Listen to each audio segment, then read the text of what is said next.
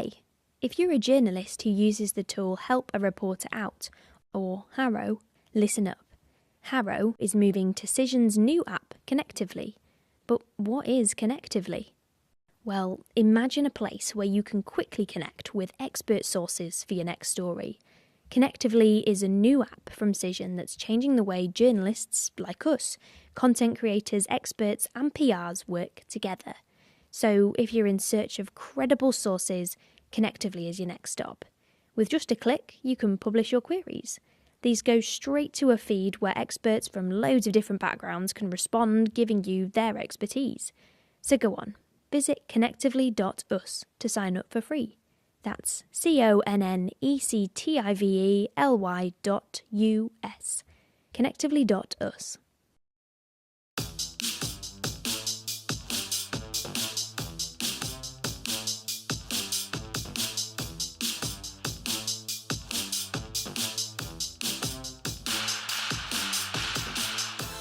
Hello and welcome back to Series 14 of Freelancing for Journalists.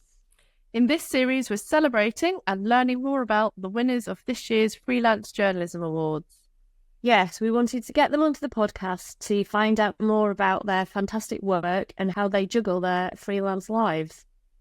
Yes, but before we get to this week's guest, we need to have a chat about our win of the week. What's yours this week, Emma?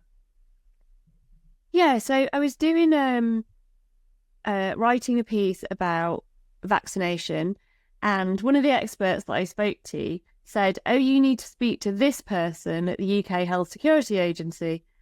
And so my immediate thought is, well, I can put in a request to speak to them, but that's not, like, as soon as I put in a request to any official body to speak to any specific person, it just doesn't go anywhere, and I had quite a short deadline on this.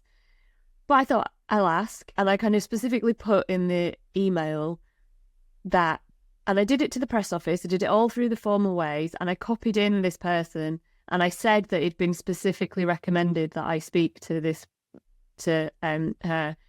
And amazingly, they sorted out an interview within 2 days, and I spoke to her and I had half an hour chat. And I can't remember the last time I went through a press office to ask to speak to a specific individual when it's like a government-related press office. Yeah. And it actually worked. It's the new government. Making things work. I mean, the UK HSA are generally, their press office is really good, I have to say. They're usually very responsive. So, you know, I don't want to say that they were being bad before, but yeah, I actually couldn't think back to the last time that had happened. Like, I got so used to just never getting anywhere. So I'm going to count that as a massive win of my week. It's just like, long may this continue. Let's hope that's not the only time. Yes, press on this win. Yeah. So what's yours, Lily? So mine is, I've got a story that I originally pitched back in February. And it took me ages. I've mentioned this story before because I've pitched a few different versions of it. Took me ages to get it picked up by one particular publication that I knew it would be perfect for. Anyway, I filed the copy in April. They paid half on submission, and they pay the second half of the full amount when it's published. So I've just kind of been waiting, and I thought, oh, maybe they're just going to kill it. I've been nudging, like every month or so, nudging, are you going to use it? Are you going to use it? Are you going to use it? Anyway, finally, after my last little nudge, the editor got back and said they're going to use it this week. The sub-editor's been in contact. There's been quite a lot of editing back and forth, a lot going on with the case study. Fingers crossed it's going to go in this week, and I'll get the rest of that payment. So, yeah, it's been a long old haul, this story, but I'm looking forward to seeing it. Hooray. Sometimes persistence does pay off. Sometimes you just have to be that annoying. Yeah, absolutely. Fly on the wall going, oi, come on. Yeah. Yeah, and I got really good feedback from the sub who was saying, like, this is a fantastic story. And I was like, yeah, I know. That's why I've been pitching this since February. Like, come on. So, yeah, hopefully it'll all be good. Right, it's time to introduce our guest. Today we have Melissa Parker, who won our award for Best Opinion Writer or Columnist. This was a new award this year, and it was sponsored by X Tiles. Our judges said the strong articles Melissa submitted were powerful, vivid, and heart-wrenching, and it was great to hear from a different perspective. Melissa is a freelance journalist who is passionate about disability rights and has written for Cosmopolitan, Radio Times, Digital Spy, and Metro, as well as Glamour and Stylist. Congratulations on the win, Melissa. Thank you. It's great to have you on the podcast. We have lots of questions about your work and the pieces that you submitted. But to get us started, can you tell us a bit about yourself and your career so far? Sort of how did you get into journalism, and also how did opinion writing come about? Has that always been part of the work that you've done? It's hard, yes. Like I said 4 years ago during COVID, I was shielding full time. I had no other work coming in because I couldn't do outside work outside of the home, so I had to do it all at home full time. I had to find another way of making money, basically, and making more career for myself. So I began 4 years ago with no other qualifications, no experience of it at all, and just sitting at my kitchen table and just started writing. Because I was like, otherwise, what do you do with your life? You can't go outside the house. You can't have another career. Is it possible? So I was like, no pressure then, because as well, no pressure because you're thinking, you can do this and try this and see if it works for you. It has so far, thankfully. But yeah, it began at my kitchen table with no experience and no knowledge, really. It just, then from that first day, I was just like, I'm going to try this out and see what happens. And here we are. And had you ever sort of done writing before, even, and sort of, just for yourself, or was it something that you enjoyed at school? It's always been something I've excelled at in terms of English language. I have a brain injury, so I tend to kind of fluctuate a lot in terms of what I can spell and write and what I can read. So that happens a lot, but I've always excelled at English in particular. I've always loved the written word. I've always enjoyed. Then to be a journalist one day. I was always saying when I was younger, I wanted to be a journalist one day. And then I kind of went to law school instead. I'm not sure why, but that happened. And then from there, it was just like, I can't have this job in particular, criminal law tutoring, because of the COVID. So I had to kind of basically just plan my life, basically. So where did you start? Like, did you have a particular publication in mind or a particular story you wanted to get out there? Not at all, no. I had an idea for an idea that I just scope originally, unpaid, and was like, I'll just try this out and see what you think of it. And I wrote it for them, which is fantastic. From there, I was like literally having to kind of unpaid work for a few weeks and months, and then kind of went along to Unwritten, which is a publication with writers. And I used them, and that was the first payment I got, was that first article that I wrote for them. So it was like 3 years ago now, I think, that happened. And it's like slowly building up, basically, over time. But it was, like I say, literally back to fire, basically. It was really having to learn on your feet, on the job. Yeah. And yeah, that's really interesting that you kind of did that unpaid work to begin with and kind of built up a portfolio and got that experience before moving into sort of paid work. I mean, let's get into talking a bit more about your award submission. I mean, in your kind of outline that you gave with the application, you said that you hope that your work contributes to the growing movement of disabled women speaking out and demanding to be heard. I mean, have you seen a difference in editors? Has there been a shift in people being more willing to commission different voices? I mean, I think overall, I would say yes. I think there's still areas, especially now where we kind of come backwards a bit, because I feel like we have less budgets, more to say, but not necessarily the same budgets or the same kind of influence and reach. And I feel like we are building up slowly, but it's definitely processes still. We're still fighting stigma, fighting ableism on a daily basis, and still saying, these stories are so important, tell the world, but how do we get them out there without support? Everything's been great with me anyway, but I feel like we still have that issue of, if a story isn't necessarily glamorous or, or successful, or if it's not kind of like, if it's not necessarily like you want to be superhuman, then it's not necessarily chosen.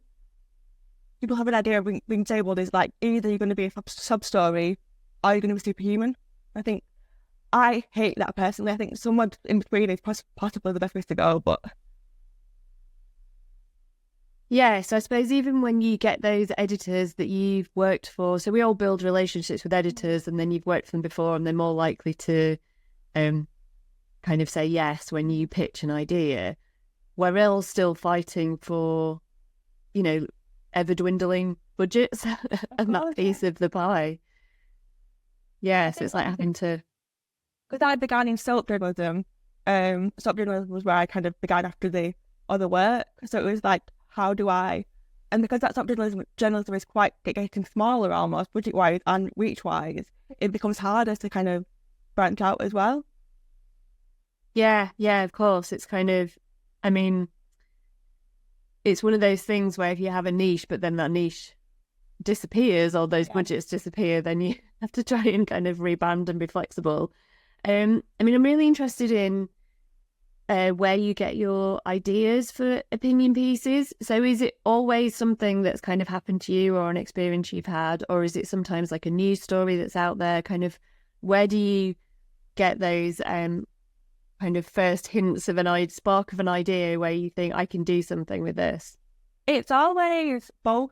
It's usually I see something on TV or I see it in the news or Twitter or even in my own life, I'll be like always looking for ideas. I have my notes app, which is full of ideas, well, one word, single word, just like list of idea, which I never ever sit down and just like say, I have an idea now, I have to like be elsewhere doing something else before it can work in my head. So yeah, I'm always thinking what kind of would work and what kind of I'm willing to share as well, because it's so personal to me who I am. It's so, sometimes so private and so close to the bone almost. I have to be careful with that as well. But yeah, I'm always aware of like ideas coming to me from different forms. Yeah, I was wondering that about where you draw the line, like because a lot of it is so personal. Do you judge it on a sort of case by case basis, or do you kind of know there are certain topics that you won't go there? Yeah, I have case by case basis. Obviously, I have different ideas of what I would be willing to share. I have certain red lines, which is stuff from my history, medical stuff that I wouldn't share because that is intensely personal. But yeah, I'm of the opinion that as long as I feel comfortable doing it, it feels to me like it's worthwhile, then I will do it. I think, like I say, for me personally, it's about being, if I think it's worth doing well, then I will do it. Like, if I feel like I'm just doing it for the money or something else or some small death, I'm not going to do that. I feel like as a person, I have to be able to say I am doing it for the right reason. Sometimes it can be very much like people come to me and be like, share your trauma, and I have to be aware of that. That's not appropriate or not for me. There's a line there somewhere, I think. Yeah, I think so. And I also wonder, when you're writing about things that are quite personal to yourself, that must impact how you feel about the feedback that you get back from some of those articles. So I'm thinking particularly of one of the pieces that you submitted was about people who just touch your wheelchair and kind of move you around in public places without consent, even when you're kind of screaming, no, don't do this. I thought it was such a powerful piece, and the judges agreed with that as well. And I just wondered what sort of reaction you had to that from readers or on social media. So I always get two responses differently focused. I always get people like who are disabled like me, or like in obviously different disabilities, will say, thank you for doing this, it's so important, it's such good work, it's incredible work. Or we'll get abuse. One of the things that I stopped doing years ago was actually being on Twitter as much as I was, because it became such a vile thing to go through. I've been called all sorts of vile words and swear words and all sorts. It just became such a personal attack. And I was like, at this point, the writing should speak for itself anyway. The writing is there, speaks for itself, and I'm done with it. Then when it's good and it's over, I'm done with it. Because otherwise, I feel like you would suffer greatly from almost being too exposed to these things. Yeah, absolutely. It's I mean, it's like Emma and I always say, it's like never read the comments on a story. Never. Just don't go there. And yeah, Twitter can be, and increasingly can just be a horrible place for really negative feedback. So yeah, just kind of not using it as much and not getting involved. The first I ever got from anyone was the first ever article that I wrote with an editor in mind was that she just said to me, never read the comments, ever, never. I said, but one rule I want you to follow for your whole life, never read the comments. Yeah. Right. Yeah, absolutely. So what does an average week look like to you? Sort of how much are you pitching and how much are you writing? Usually daily. A regular week to me looks like a regular day. Starts with physio. So because I've got a condition which means my muscles are very tight, cerebral palsy. So I have to do physio every day. I used to do it in the morning because otherwise I get forgetful and I'm like, I don't want to do that anymore. So I do that in the morning. And then I have a list of tasks afterwards to do, like even if it's like pitching or an article that's due or some contenting. I tend to do everything on different days because my brain just works that way. I'm just like, I need to do different tasks on different days. So on a good day, I'm usually writing my desk, having been to the gym. That's kind of my good day. Otherwise, I feel like one thing I've learned so far in my career is I need to have that kind of like health balance that I have that's there, because otherwise my body just crumbles down. It's not healthy that way. So I try and be more structured about it. Yeah, I mean, I suppose the thing about freelancing is that you can set up your day or your week to suit your needs. I mean, I'm always really interested to learn about how people juggle like the pitching process versus the writing, like how much you spend pitching and coming up with new ideas versus, because I think you can get into a bit of a cycle of trying to do a bit of everything at once and not having that space of, right, I need to sit down and write now, or I need to have a day doing this. Do you kind of section it out into different bits?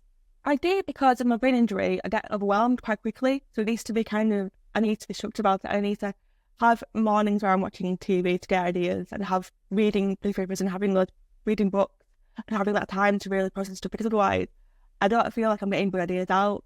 I think when I've rushed it and I can tell I've rushed it, I feel like the pictures that I've worked really well on any website that I've worked for have been the ones where I've been like careful with them and thoughtful with them, and that brought them more. And also give myself time to just, because I'm the person in the world who is like the most, I always push myself to do well. And it's like, how do I calm down and relax and not try and be so on it all the time? Yeah. I mean, it sounds like you've got a really good system in place though, and you kind of know what works for you. And you said before that you love the flexibility of freelancing. Is there anything in particular that you kind of find challenging about freelancing? On a personal level, invoicing, because I can't read numbers very well. I actually have like a condition where I can't read numbers very well, so I have to kind of like be like, are you sure that's the right number? Because I can't tell you. I'm just like, please let me know. If it's wrong, let me know. But other than that, I think it's just, it never leaves you. Like you can clock off any time, day or night, and it's like, that's not over. It's always in your head somewhere, it's in your mind. You're thinking about new ideas. I think it's just always there, isn't it? As a job, which is great in some ways, but in other ways, just like, oh, I want a break now, please.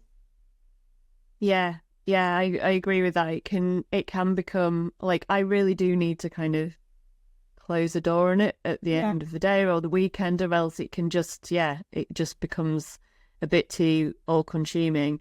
And I think I was interested about your writing process as well, and also about kind of how that has evolved over time. So with someone who's kind of, coming to journalism and opinion writing new, I just wondered what sort of advice you'd had from editors or feedback that you'd had from editors that had helped you sort of hone your process over time, or kind of hone how you go about structuring something or writing a piece. I think what I have learned personally on a personal level is that at first I was very reluctant to do speech to text being speech text, because I can't use my hands for very long. And I was originally very kind of like, no, I need to do the right way. I need to really get in there and like use my hands. And it's really sometimes difficult to do that. And it's now I've learned to kind of like, it can, speech text is fine to use. I can still get the message across. It still works. I still draft it a few times. I still like work on it hard. And I still use certain words. I'm still like, okay, that's because you're speaking into microphone. But it still works and it still makes it accessible. And one of the things that I read about before, qualification-wise, was what did it call it? When a journalist does note taking, that one. Sorry, that was the word. I can't do that. And I was like, well, I can't do that, but I'm going to do it my own way. It works for me. I have so far, so I've been looking in that regard.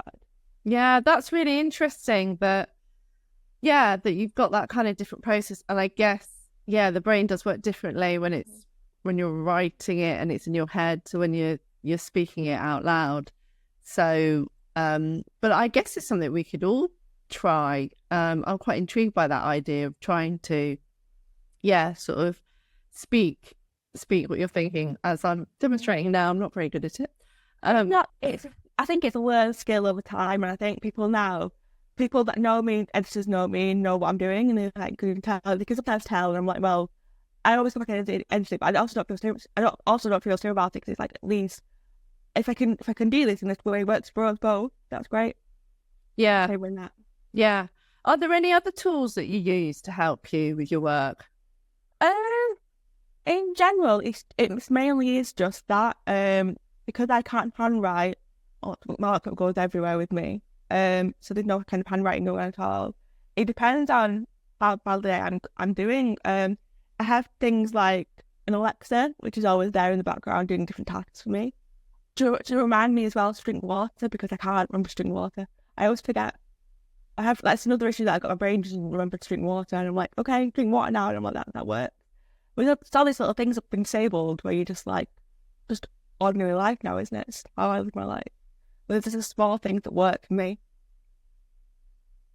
Yeah, those little life hacks. And I was thinking about this the other day, because I was interviewing a doctor actually about, it was about ADHD, and they were someone who'd been diagnosed with ADHD as an adult.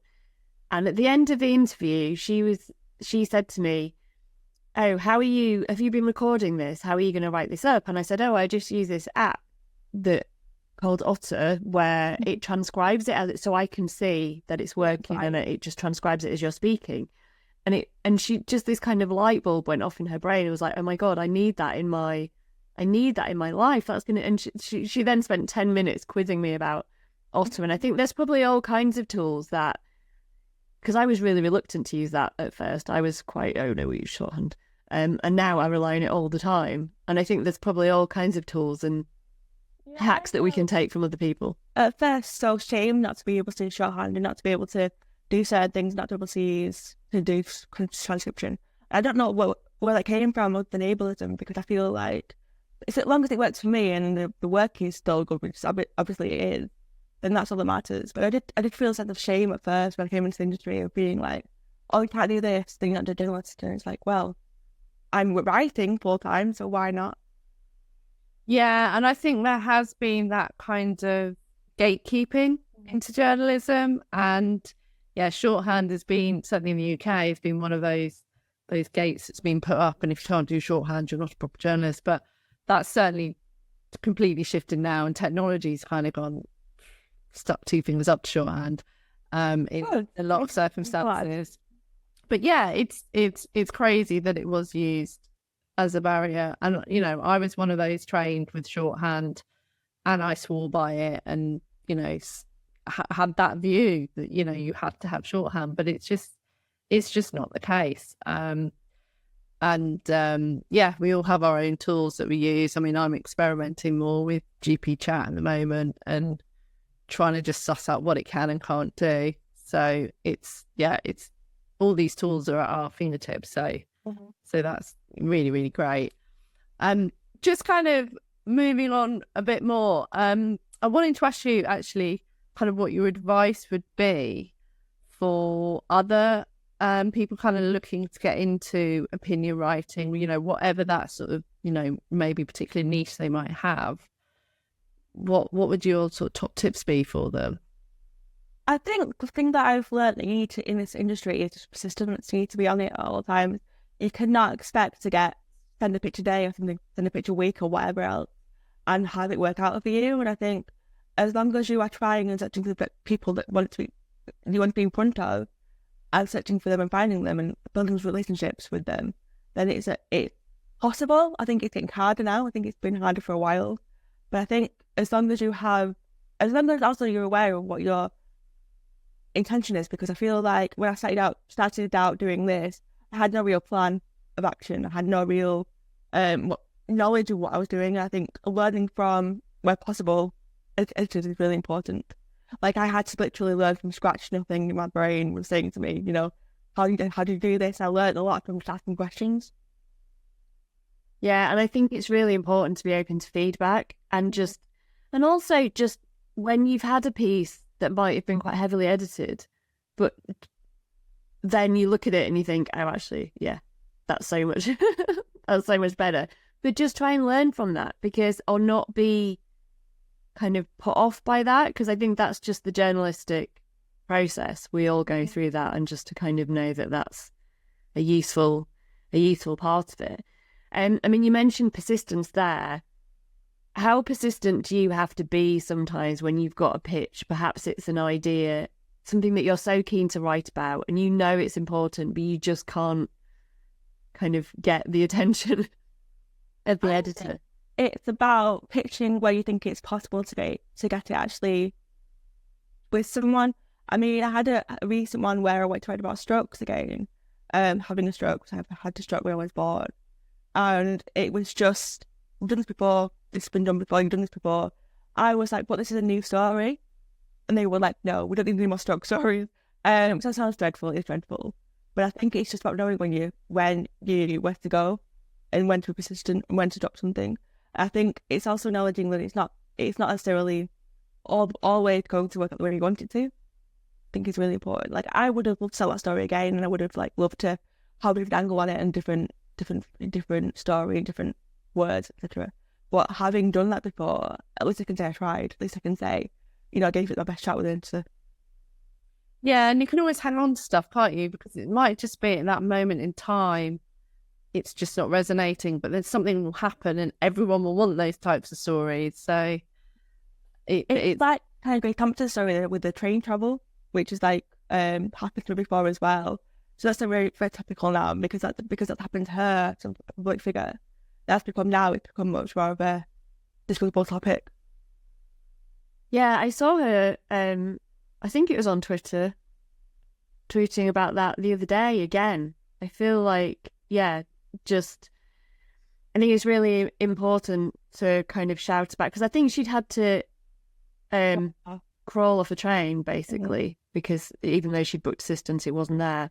And you're just like, right, okay, if someone who is a baroness exactly is but yeah, you as a freelance then kind of just being aware of what's in the news, what's being talked about, so that you're ready with those ideas to kind of hook onto it. There's a lot as well. I think people tend to think it's something that's like happens very rarely, but I often, traveling for my job and traveling for socializing things, will be on a train abandoned. I will have to ask for help from a stranger, even though I have booked in advance, weeks in advance even. So it happens very regularly. It's just not a small issue. Yeah, I think that's the thing, isn't it? It's it comes back to our judge's comment about kind of having those voices from disabled women, from disabled people, so that we can all understand that this is a problem that needs to be solved. Just because, But then it also becomes like, how much am I willing to share to get to that level? I feel like there's a conversation there about kind of like how much I'm willing to be open, public about kind of what I go through, because then there's a backlash to it as well. It becomes like, obviously I want to put stuff forward and put my life forward and say it's wrong, but also how do I make sure that it's not affecting me negatively? Yeah, and with that, obviously you did opinion writing, but do you kind of move away from that into more sort of straight news or feature writing that's like other people's stories as well?